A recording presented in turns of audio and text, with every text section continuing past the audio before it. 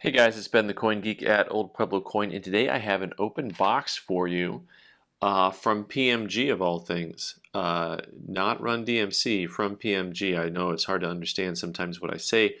I'll try to enunciate a little bit better as I go through here, but this is a lovely note from the 1950s from the British Caribbean territories with the Queen on it. It's got this really cool watermark. It's going to be right here. We're ready? Let's see if it pops up. There she is, the Queen.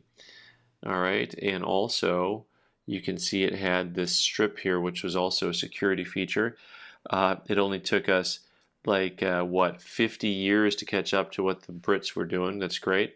Also, just as fun can be always on these, you get these cool little things, little details that are on paper money, which I always enjoy so much.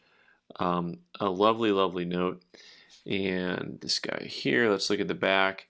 And of course, you've got the white space where the watermark is, which is fun. The $1, and I always kind of like these. You got all these seafaring emblems coming throughout here with the seahorses and the fish. This all reminds me so much of the Pan Pac U.S. coins. There we've got some pineapple action going on. So lots of really cool stuff here, just to look at. Just when it comes to the details, right? So there you've got the Leeward Islands, British Columbia. British Columbia. British Columbia is somewhere different. I mean, me and geography would do good. You got the Windward Islands, the Leeward Islands, and Trinidad and Tobago, and British Guiana. British Caribbean Territories Eastern Group. So kind of cool stuff. I think this is fun anyways. I got to brag a little bit on PMG, by the way, while I'm doing this. So this came back in VF30. These, I sent in a group of US notes and world notes. You have to keep them separate on different different submission forms. And it took them less than a month to get them back to me. And they sent them back together, which I thought was fantastic. So this note here, I think it's a couple $100. We'll check into it. Pretty cool. Now, sometimes on US coins, you'll hear me talk about kind of mid-century modern, that there's this area of stuff from like the 50s and 60s that's really tough to get. There's this strange little area in this world coin market, or world paper market. You run into some of the same thing here. So this actually is from the 1970s, Central Bank of the Bahamas. This is actually a very scarce note, probably somewhere between like $400 and $500 scarce. Columbus 1492, up there on top of that statue. The color on these is really fantastic. It makes me want to go to the Bahamas. Maybe, was there a coin show in the Bahamas? Let's go. Also, you have this really nice seashell watermark. So you can see it at an angle there. Watermarks they've been using since the 1600s, actually. This note, they graded a AU58, choice about uncirculated 58. And, interesting grade. I thought this coin, I'm used to saying coin, I thought this note would come back unk. They're pretty tough on these guys, but I didn't see anything that amounted to a fold crease wear really on it, but they look really close. So like maybe this little tiny nothing right here. It looks like there's movement in the paper, if you will. Could that be why they call it? And actually it has a little bit of looks like maybe some ink up here from something else. Once again, it's got the security strip right there that pops up at the right angle. Neat note, and going on from there, you've got another Series 74. This is the 10. Similar note. You got the seashell watermark. It's a similar design if you look at the two notes to each other. The design elements are basically the same on that side. Now the reverse, maybe this note's rare because people love flamingos. Just maybe that's what it is. You've got the same kind of general general design sentiment in that you've got the borders are similar, right? The 5s and 10s and the crest in the same place. You've got the flowers in the same place on the left-hand side. And then after that, though, your interior design elements are where they change, but they're bordered and framed up the same way. This note they called an AU55. So this should be a little bit more noticeable if there is some type of a wrinkle or crease or something going on. And so for me, this is kind of like when you see, and they get really detailed on this type of stuff, and I don't know if I'll get it exactly right, but some of the little bit of what you're seeing right here, like that little mark up in there, that's all just like a little tweak or something that'll stop it from being an unk note. So let me see, and then after that I've got a few more world notes to show you, and then we got to talk about the difference between the world notes and the US notes, because next up is a note that's actually really scarce, and talk a little bit about the grading on this. This is a 1924 10 billion mark.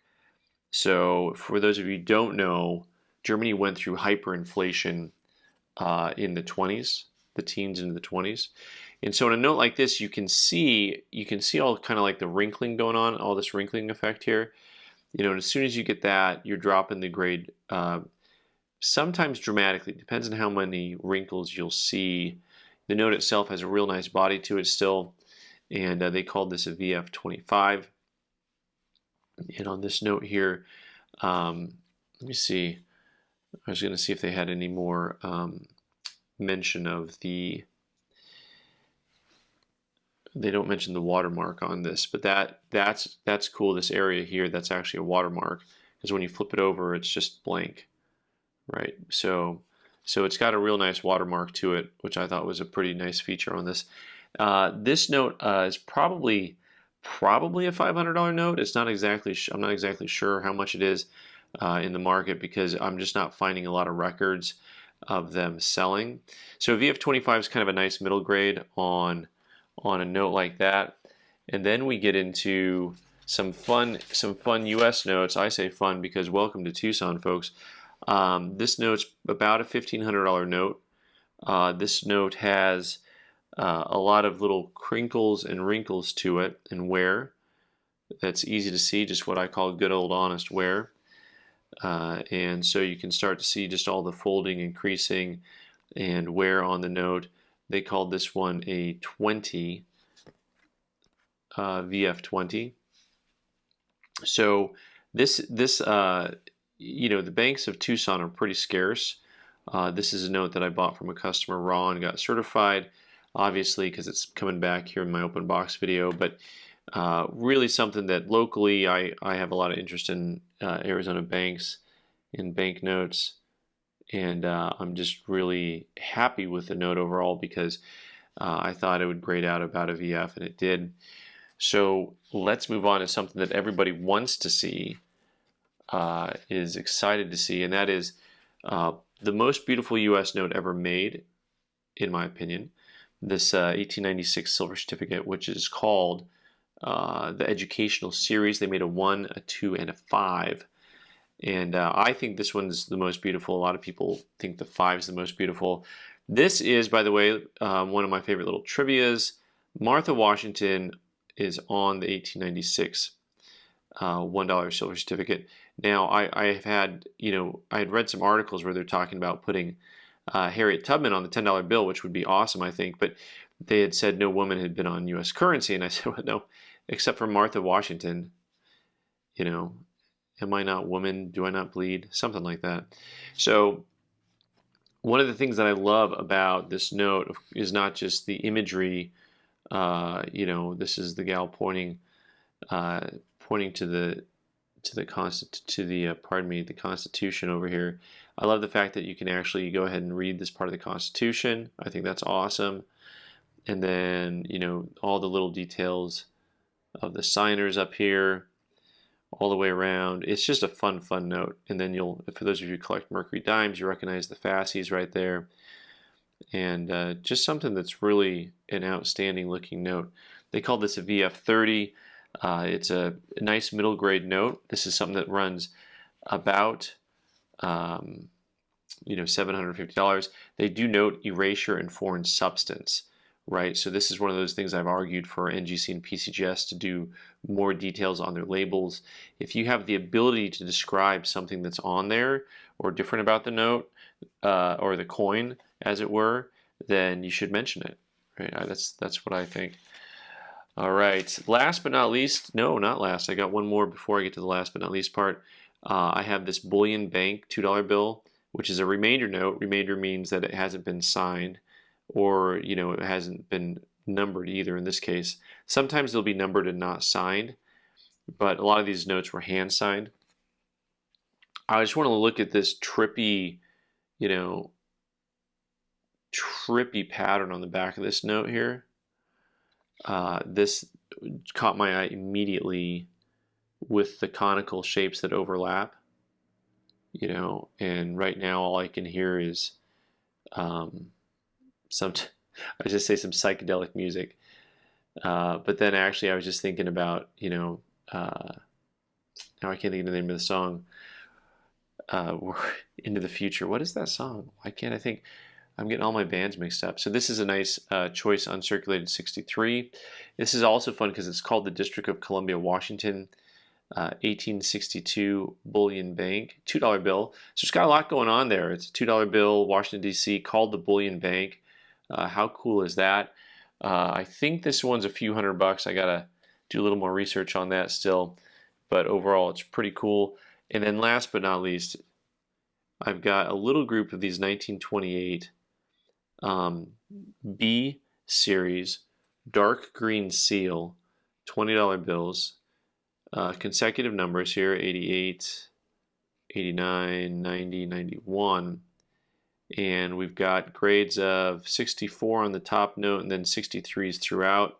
Let's look at those real quick and then call it a day here. One of the other things to note about when you talk about the 1920s Federal Reserve notes, or once you get into the Federal Reserve note system in general, you have these things that vary over here, include the series, which you can have 28, 28A, 28B, 28C. That'll vary, okay? And then the color of the seal can vary on the same series. So this is the dark green seal. I prefer the dark green seal. I think it looks much nicer than the lime green seal, which is almost like this weird yellowish color. And then the other thing that'll vary on these is going to be which district you're looking at. H is St. Louis. Meet them in St. Louis. There you go. That's a nice looking seal right there. And I think these notes are trading anywhere from about 150 to 250. We'll take a closer look. But overall, nice original notes. Sometimes to get from a choice to a gem, you just need a little bit sharper corners or centering. On the banknote world, technically to get to a 65, you have to have a note that's well centered. This note actually is pretty well centered, but you also have to have corners that are really perfect. I would say these corners are getting close, but not perfect. So those are things to be aware of when it comes to collecting paper money. I've had notes that were just gem-looking notes, but they're off-centered. So at that point, in those grading standards, they're just going to call them a 63. So, all right, guys, thanks so much for watching today. I'm Ben the Coin Geek. You can subscribe by clicking on the owl button in the corner and watch more videos on the right side of the screen. Thanks.